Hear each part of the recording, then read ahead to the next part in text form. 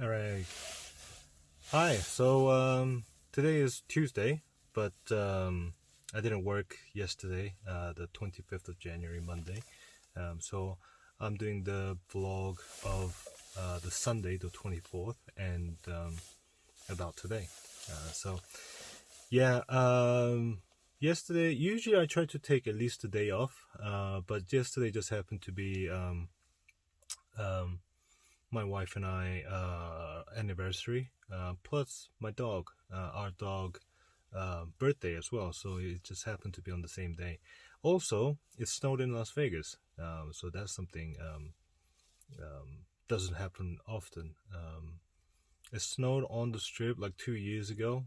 That was a big disaster for a lot of people here because the city is not prepared for clearing the snow and everything. So it froze and they had to cancel the school the next day and everything. But this time, no, it snowed. Today it snowed as well to my home as well. So it's still quite a bit, but it's almost 12 o'clock and it's already all melted. I mean, you can still spots of whites here and there, but almost everything is gone.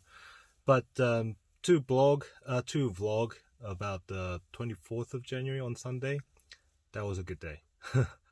um, as you can probably see from my previous video, that I was saying that I could be literally anywhere because I was expecting a busy day with the Doordash bonuses going on, with the NFL playoff being played throughout the almost entire day, and having a sort of a colder day for a Sunday. So I think there will be a lot of people at home just watching football and just ordering food and things like that. So literally that's what happened. I tried to aim for. I didn't really take anything less than $10. I think I only took one that was less than $10, and that was like $7.50. I think $8, something like that. Actually, I think I did take $9 one, but it just happened to be a $12. It became $12 one. So it turned out to be a great day. Um, I only worked. I started around 12 o'clock, I think, and then I went on until about like 7 o'clock. So I worked. No, I worked until about 6 o'clock. So I did about 6 hours, um, and I made 200. So that was a really good day.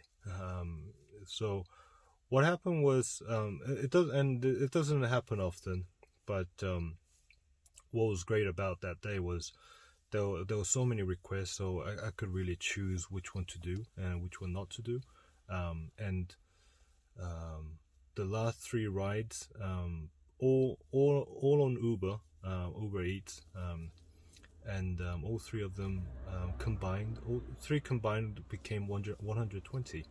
One, it was a sushi order, and the guy tipped $55. So that one delivery was $60, and the other two were $30 each. So yeah, really really good. And as I said, it doesn't happen often, but I was trying to figure out why some of those people do tip those crazy amounts. I'm always trying to find out why things are happening, because it's probably not just because of their good mood. There's probably more than that. And the three orders that I did, and the amount of food that I received, or the food that I had to deliver, were fairly big. So the first order was from PF Chang, and I had 4 bags, and one bag had at least about 2 or 3 foods in it.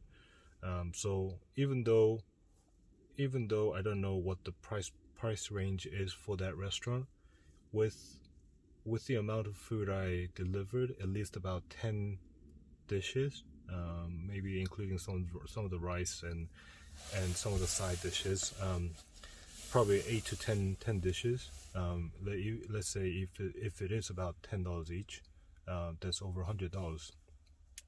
And then $100, 120. If it's like $120, between $100 and $120, and if they don't, and oftentimes this is what happens. I know that the restaurants are not usually tipped, so I think a lot of these guys are tipping the sort of the food amount. When they were supposed to be dining in, they usually tip from 15% to lower 25% if they're generous. So I think that's what they're doing. I think that's what they're tipping that sort of amount onto the driver, because that's literally sort of our role in terms of bring the food to them. Like in the restaurant, a lot of the servers get the tip, right? Those are the people who are greeting them, and then people who are bringing the food. Obviously the servers have to do a lot more than we do. Yeah, there might be a counter argument for that, but servers often have to be attentive. They have to keep going back to those tables, asking if they need any more drinks, or if they need any more food, or if whatever the if the food doesn't come out right, then they have to bring it back and all that kind of stuff. Whereas we're doing just one-time delivery. If the food is not good, or if there's something missing, yeah, they may downgrade on the tip, or they may complain to the restaurant. We don't usually get they do blame. Probably they do blame a lot, but that doesn't usually come back to us. So in a sense, it's an easier job, but in a sense that bringing the food to the guest, it's eventually the similar kind of job. The one that I got $50 something dollars, so $55 tip on it was, I had 6 bags, and it was, like I said, it was from sushi restaurant. So what that means is sushis are usually expensive. So whether they ordered rolls or whether they ordered nigiri, if there's that sort of amount of food, the food bill alone could be easily over 250, quite easily. So if you do 10% of that, that's $20. If you do 20% of that, that's $40. So, so the guy probably tipping $50 is still very generous, but it's not too crazy in a sense that in total of their food bill. And I think I'm gonna try to sort of experiment on this idea, see if this is what's really happening.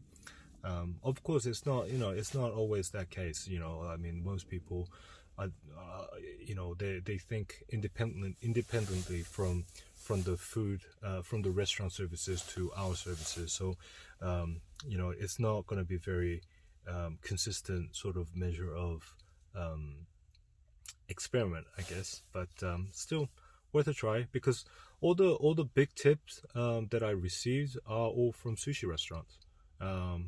More expensive, actually. One was from steakhouse. So all the big bill are coming because of the food bill is big. The tip amount is also quite big, or it doesn't seem that big when it's compared to their food bill. Person who's ordering Chipotle is not going to tip $50. They might, but it will be very rare for things like that to happen. So that's something that I want to try. Today, in Las Vegas, they're doing some big bonuses again.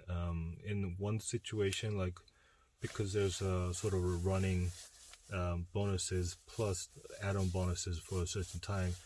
At one time, I think from between 4 o'clock to 4:30, it could be $7.50 bonus per ride. So that's a really good money.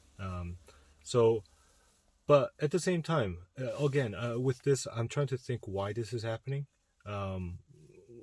if there's something going on, something that I don't know about, if there's some kind of big conventions and conferences. I hope not. I mean, like there's still a lot of COVID-19 related restrictions in Vegas too. So, but for a weekday, that's a lot of bonuses.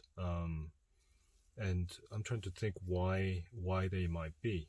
So what that means is, whatever the reason might be, a lot of drivers who may not work on Tuesday may come out and work today. And the amount of food that's get delivered, this snow might help. Being a colder day, maybe some people are going to just stay home instead, and then try to order food. But most of the time, I think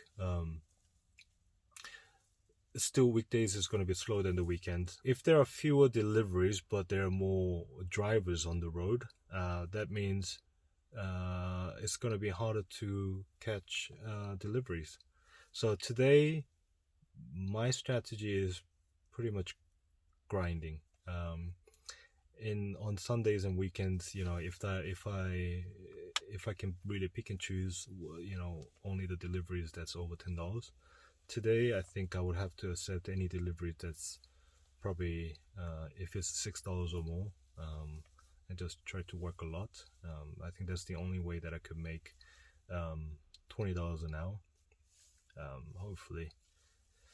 So $7 is probably the minimum, I think. $7 because $6 with sort of this area, I can move quick enough to do 3 deliveries an hour, but 4 deliveries an hour is almost impossible unless I get really lucky.